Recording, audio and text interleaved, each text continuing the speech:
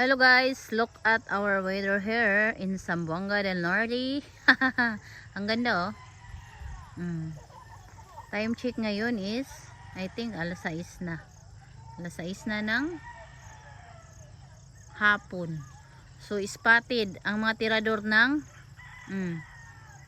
ng santol. Ayun sila. Uubusin na siguro nila yung bunga kasi sako-sako yung dala nila. Ang tamis niyang santol na yan. So harvest na nila. Inakyat na nila nung oras na alas 6 na ng gabi. Ngayon pa sila akyat ng hapon. Sus, nagre-craving sata ng santol tong mga to. So ang ganda dito guys oh. Ayan.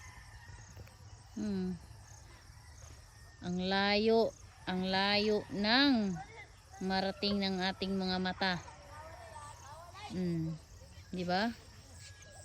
So napakaganda dito sa probinsya, sariwang hangin, payapa, tahimik. Ang ganda.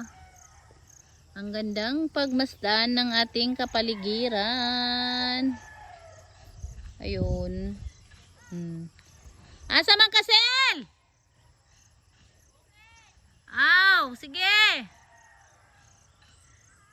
Ayun. Nice. Very nice. Ang ganda. So, laki ng lupain dito. Sa ano ko to, sa papa ko. Sa kanilang pamilya. Sa kapatid ng papa ko. Share sa kapatid ng papa ko. Kaso, ano na siya, namayapa. Tapos binata. So, back to ano sila. Yung lupa, back sa kanilang lahat. Nilang magkakapatid. So ayan, yung bunsong kapatid ng papa ko ang nag-ano nito.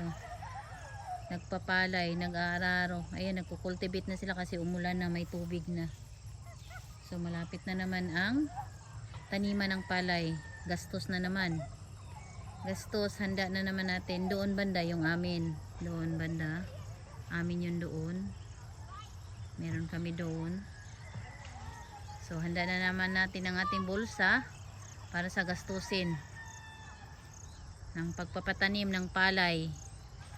Hindi lang patanim, meron pa yan, maraming mga itsos na gastusan simula hanggang matapos, hanggang anihan, gastos. So Cheryl,